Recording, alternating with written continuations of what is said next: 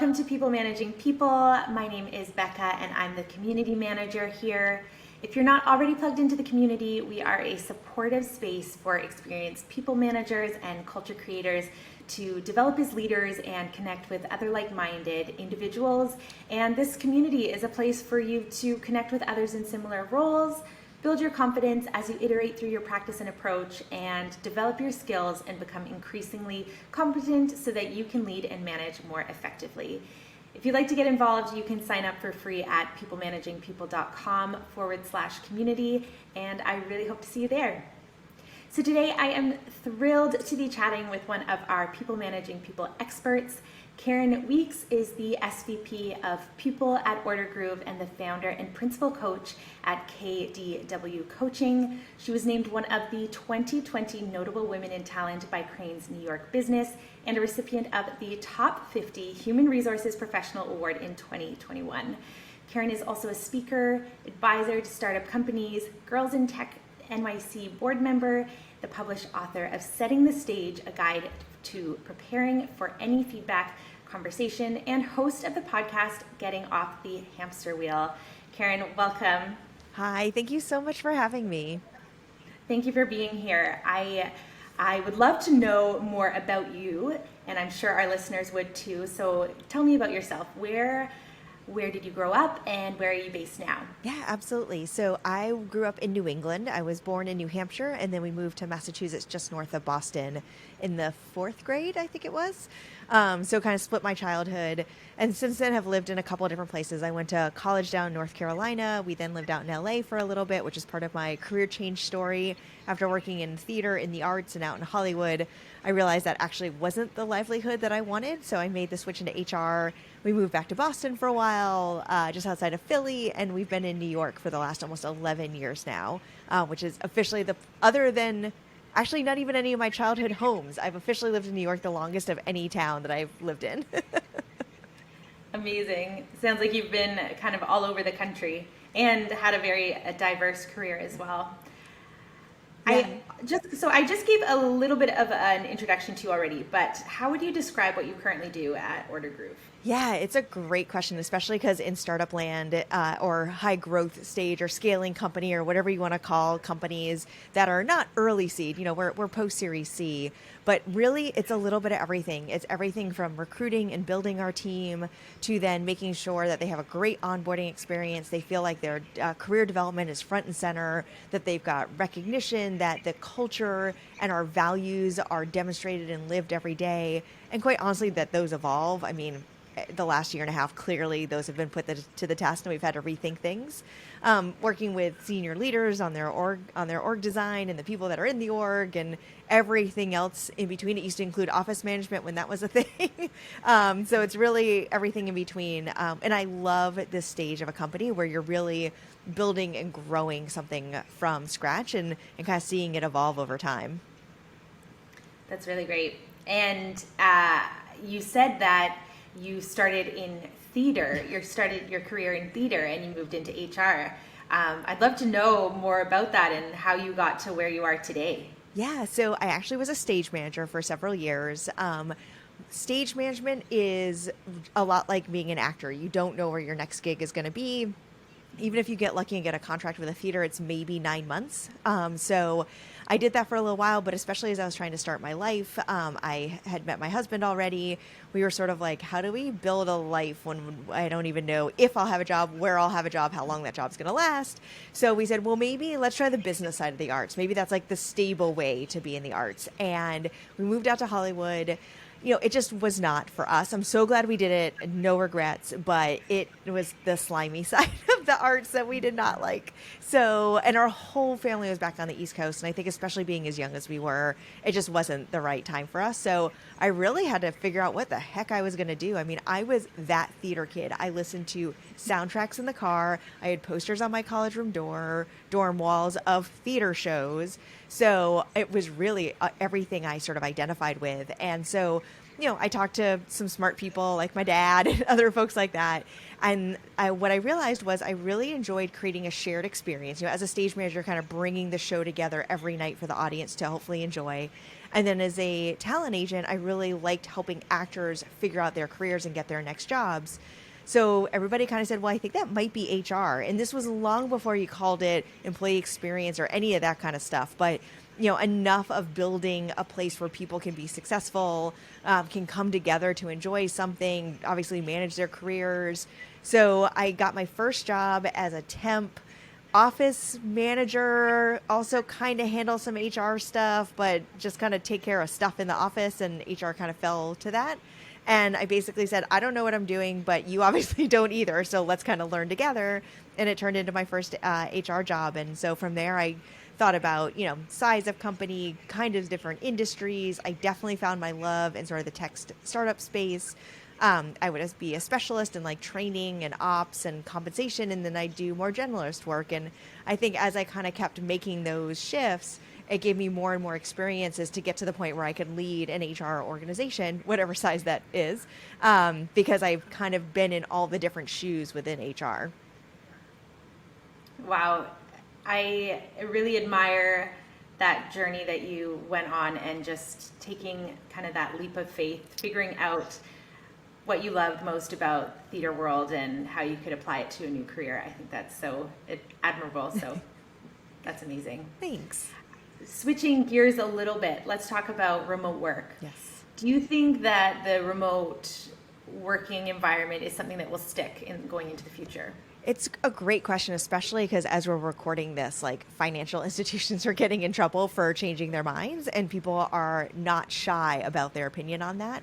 So I think what we've learned is maybe full-time remote is not right for every company. I know a lot of companies that have moved to that, and kudos to them.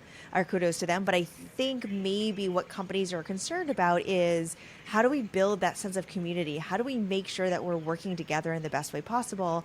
And I hear that at Order Group too. I mean, we are going to stay flexible. If you don't want to go back into the office, that's totally fine. If you don't live in New York City, that's totally fine. People have moved outside the city. We've hired outside the city. And we think that's all going to work out in our favor because it's been working through the worst of times. So why wouldn't it work now?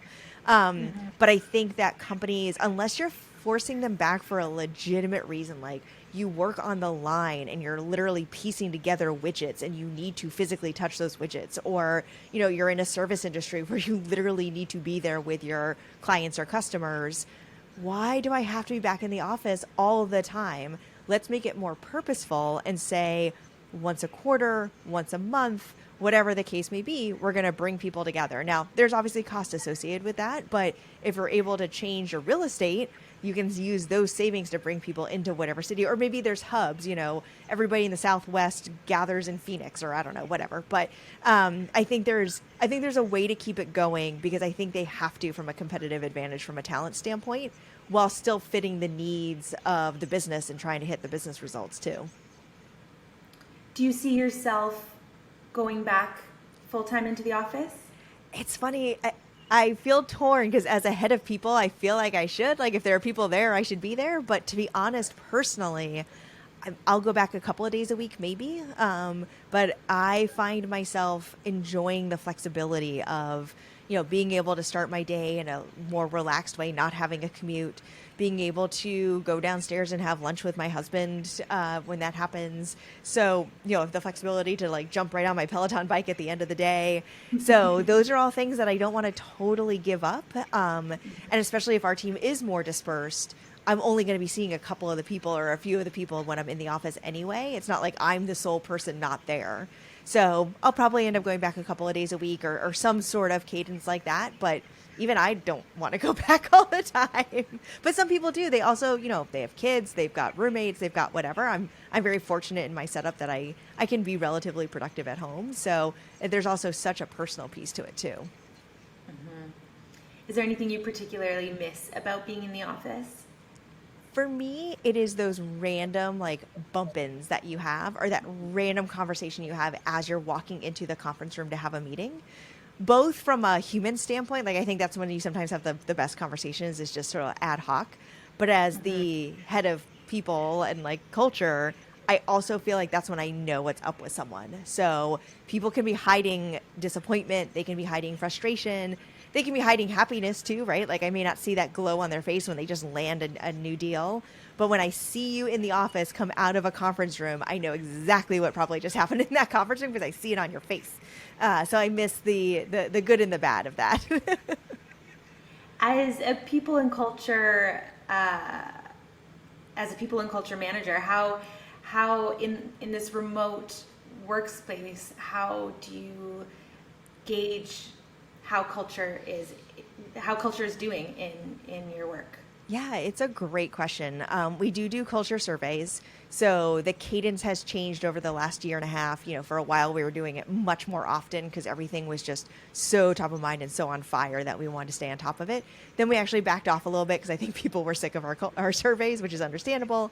And I think we're going to get back into our quarterly cadence now. So that's really important to me. I mean, I don't have, super high response rate, so it's definitely just a faction of the organization. And you have to ask yourself, do the people not respond because they're unhappy and they don't think it's going to make a difference? So they're so disengaged, they're not responding, or they're just busy, or they're like, no, things are good. I don't really have much to say. So, it's so hard to know why someone didn't respond. But the other thing is I do one-on-ones with folks and I sort of randomly pick people.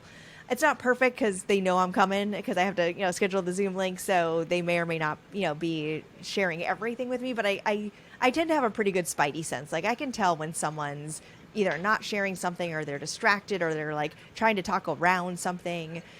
So hopefully I get a pretty good sense there. And then I also ask our leadership team to do skip levels. So it can't just be me or the couple people on my team. The leadership team and the managers have to be involved in building our culture and keeping it strong during remote work. So make sure you're having really powerful one-on-ones. Make sure leaders are having skip levels on a recurring basis and creating the space to have these conversations of, I'm burned out, I'm stressed, I'm frustrated, I'm really excited about this thing, I really want to talk to you about my development, whatever's top of mind for them. And how, over the last year, how do you think this employer-employee relationship has changed? Yeah, I think part of it is while I hope people were always putting humans first, I think we had to this last year. And companies or managers who didn't were told they were not doing it well through people leaving. And even in a tough market earlier, during COVID, people were still making job changes. And it was because they didn't feel like their company or their manager handled what was going on well, right or wrong, but that's how they felt. And so I think that even less than 10 years ago, I was training managers to say, you want to be nice and you want to have a nice relationship with your team, but don't go there or don't go there or call me if the conversation goes there because that's code red and don't talk about that stuff as a manager. I think most of that is pretty much out the door. I want to hear if your mental health is struggling. I want to hear if you're burned out. I want to hear if you don't feel like you belong at this organization because of your race or ethnicity or gender or for any reason. I want you to tell me that you don't think we care about those things or we do care about these things or we could be doing better. I want to hear that your kids are running around screaming that, behind the camera right now and that's really stressing you out. And so I really just think that the total blur of work and life has encouraged us, forced us, empowered us, made it safe. I don't know the best word, but to have more human conversations. And I think that's one of the biggest things that's changed. I love that. Have more human conversations. Yeah. It's the basics, really Mm-hmm. Want more of that. Yeah. And so you talked about kind of these conversations that you kind of steered your managers away from. How do you see the role of managers in an organization now? Yeah, I mean, I really hope that they're the conduit for conversations on how the organization can be doing better or things we're doing well.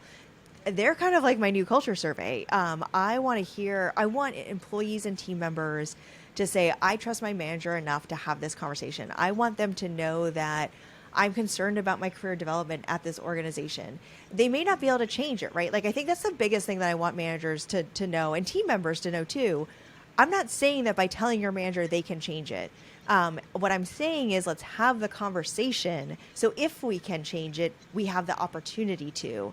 Or if we're doing something great, awesome. We want to do more of that, but we need to know. So feedback is a two-way street, and I want folks to have open conversations with their managers on career development, stress and burnout, sense of belonging, what's important to them, how they like to be recognized, what's motivating them, how that's changed over the last year and a half, 2 years.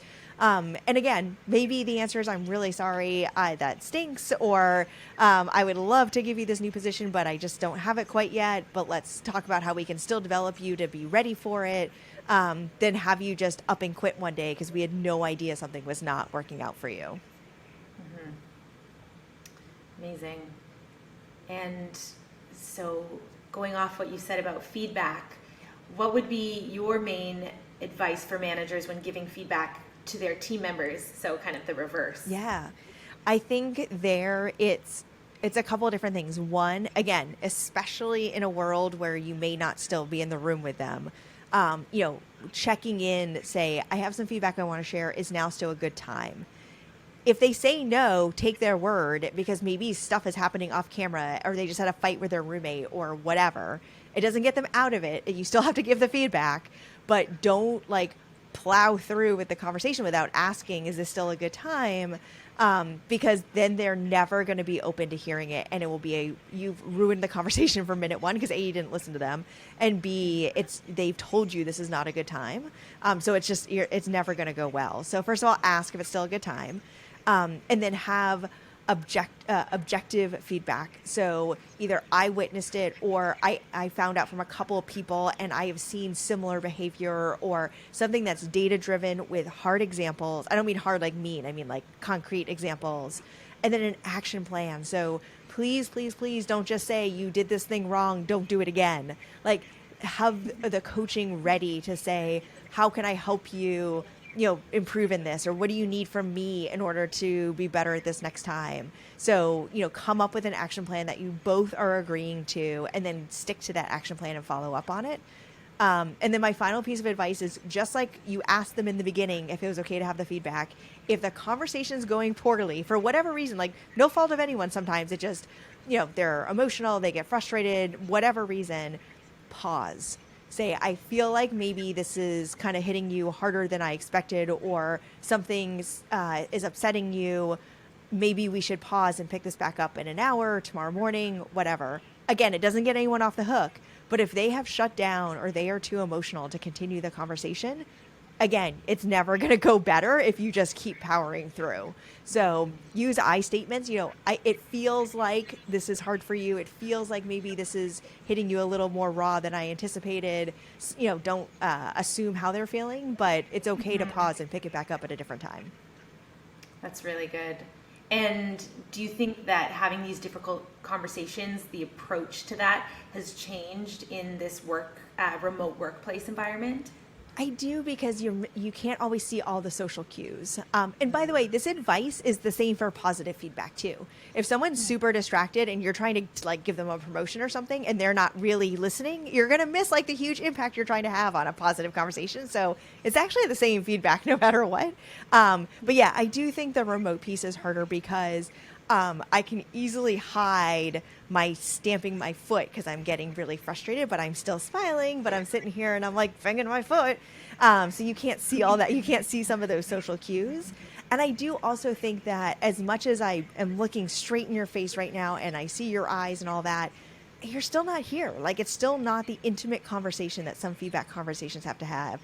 And I know a lot of folks that had to do layoffs and have some really tough conversations remotely, and they felt that disconnect from the human in front of them, even though I can see you on the screen. So I do think that really doing those different check-ins at different points throughout the conversation, while always a good tip, is even more important when you're virtual. Interesting. Yeah, that totally makes sense. Going back to what you said about the role of managers and being getting feedback from their employees and whatnot, how can these managers build trust with their team members so that they feel more comfortable to give that honest feedback as opposed to just kind of saying what they think their managers want to hear? Yeah, no, that's a great question.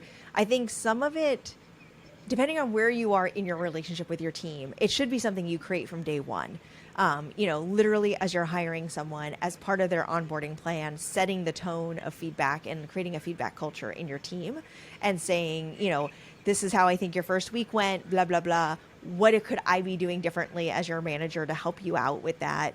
Things are going really well. Was there anything that I did that helped you, kind of be more successful this week? Or, asking those questions upfront, asking for feedback from an early stage. And if you already have a team and you haven't been doing that, then quite honestly, like starting from scratch and saying, hey team, I realize I haven't been doing this in the past. Feedback's super important to me, just like I want it to be important to you. So I'm going to start asking for more feedback, and I want you to be honest. And I realize we may have to build that trust, but hopefully you'll see when you do give me feedback, I'll try to, adjust or engage based on the feedback that you've given me. And I'll try to, hopefully you'll see some changes from that feedback. The other thing that you can do too is, try to do like a 360 and have your HR partner do a 360 for you, because that immediately asks for feedback. So, hey team, I'm doing a 360, would love to have your feedback. HR partner here to my left is going to help me with this. So they'll be reaching out to you. Please share your honest feedback.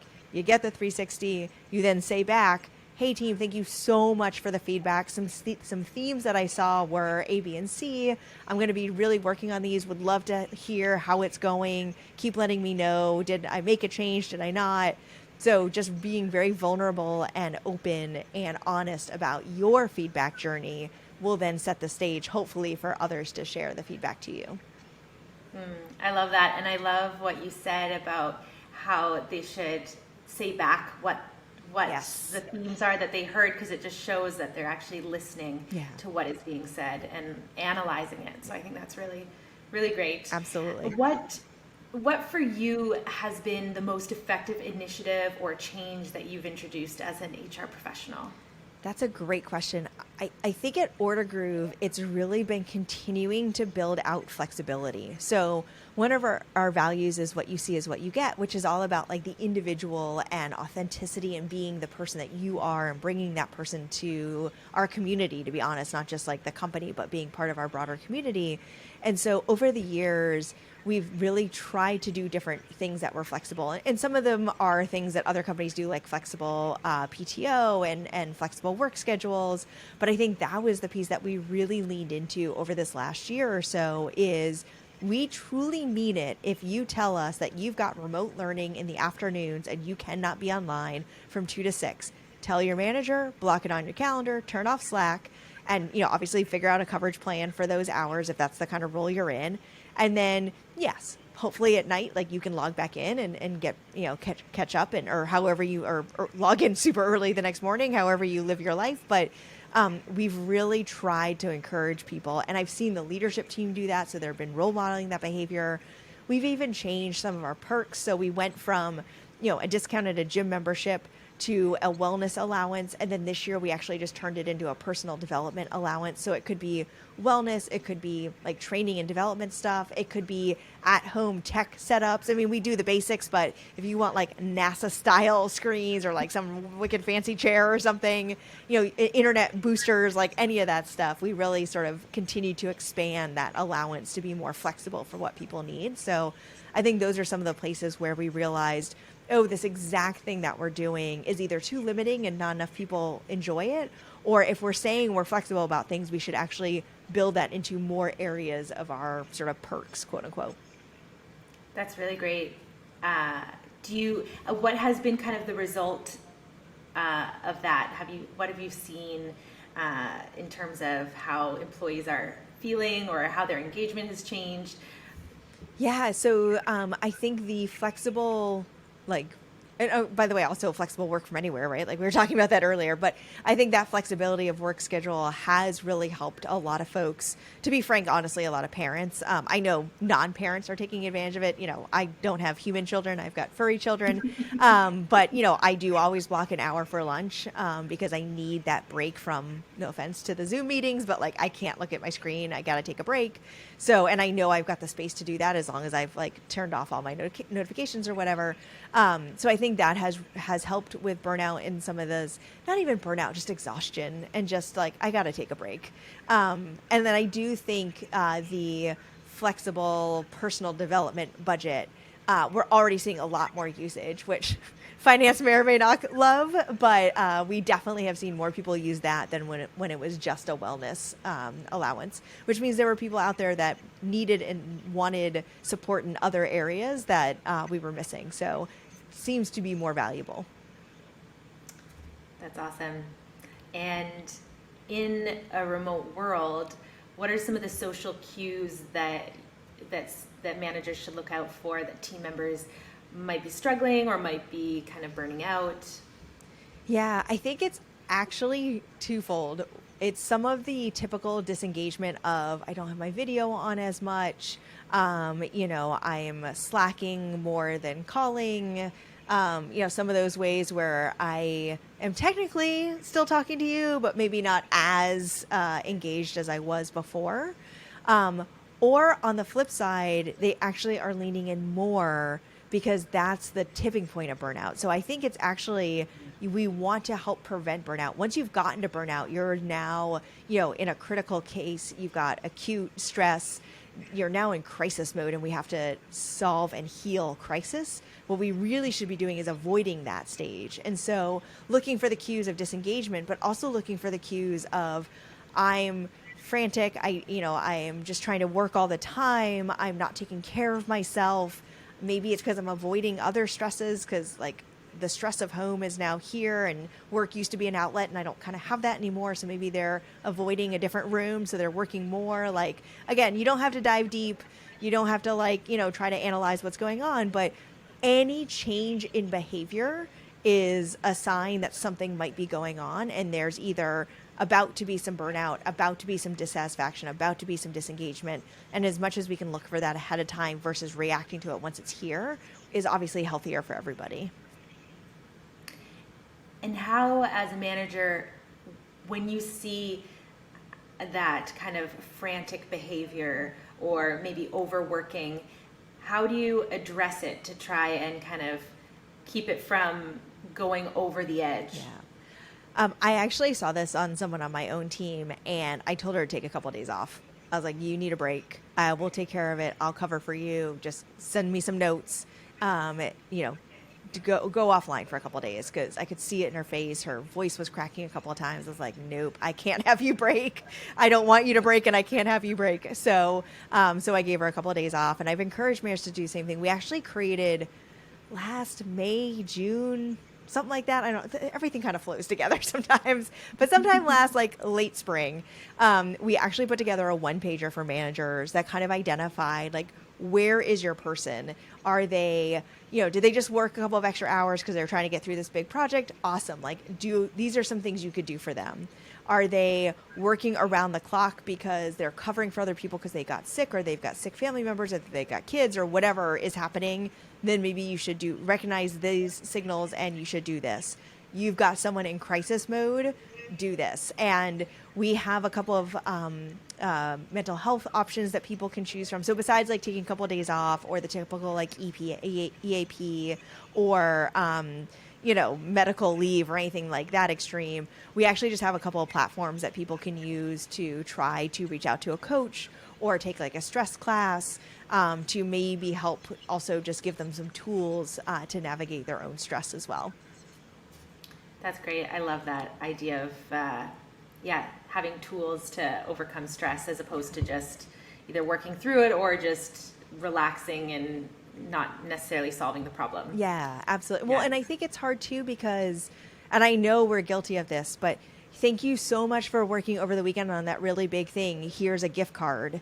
It's thank you for recognizing it, but how do we actually make sure it doesn't happen again? Let's solve it, not recognize the fact that I just busted my butt for the weekend. Totally.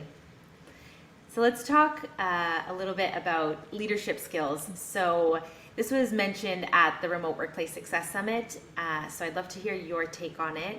But what skills are going to be the most prevalent for leaders in 2021 and the future?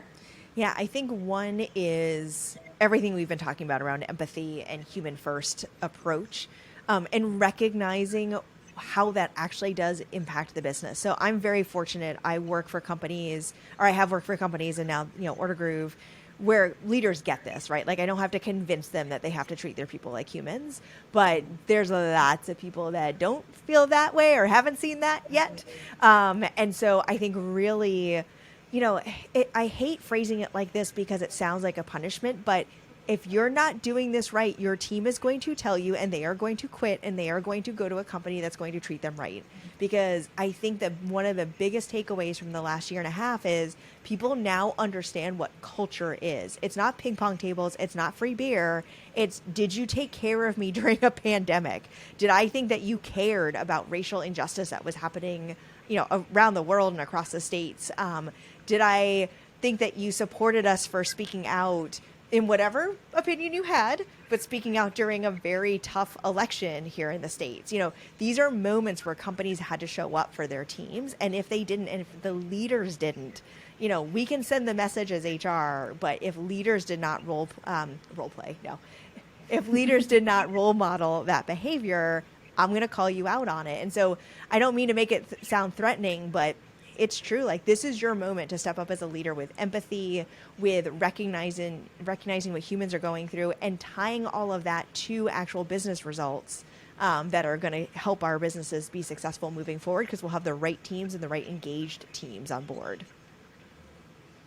That's so good. And I did an interview earlier with our other expert, Anthony Clay, and he also mentioned empathy. It sounds like that's something that is just so important for leaders now and going forward. Yeah, it's we've been talking about it for a while, and I think maybe it's finally here and being heard, I hope. Mm-hmm. I just have a couple more questions for you, and then we'll wrap things up. Would you argue that as we switch to kind of not solely remote working, but kind of a hybrid model, that training and coaching and self-development are more important now than ever? Absolutely. And I think that there's also so many new ways that you can do it. So, you don't have to fly to San Diego for a conference. That conference might be virtual, or even if that conference isn't, there are a million other conferences that are still virtual. So I think that there's just much more accessibility to training and development. Coaches too, like all coaches are doing Zoom calls. I'm sure there's people that are meeting in person, but everything's via Zoom these days. So I think there's so many more opportunities. I've even seen like group coaching classes become more and more popular because there's a sense of community in that. So I think that people are reevaluating their careers. They're reevaluating what's important to them, where they want to take their careers, and with that, what skills do I need to develop, either new skills or further develop the skills I have in order to take those steps. So whether my company's going to pay for it or not, I'm going to invest in my development. And I think more and more people are seeing that, especially now. That's great. So for the last question, it's a very important question. What is your favorite office snack? Oh, so it was Bark Thins that had pretzels in them. I literally ate those every day, and I have not had them since end of February 2020. And I didn't buy them at home because I knew that would go very badly. The bag wouldn't last the day. So I purposely have not bought them, but that means I have not had them since February 2020, and I miss them so much. My goodness.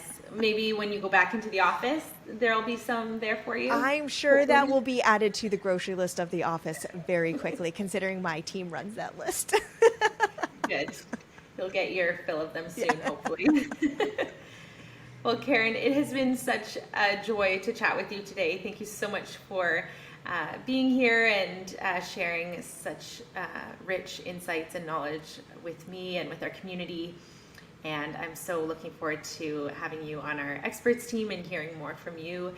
And to our audience, as I've mentioned, Karen is part of our community experts team. So if you want to learn and hear more from her and connect with her in our forum, you can sign up for free to the People Managing People membership community at peoplemanagingpeople.com/community. Thank you again, Karen. Thank you so much.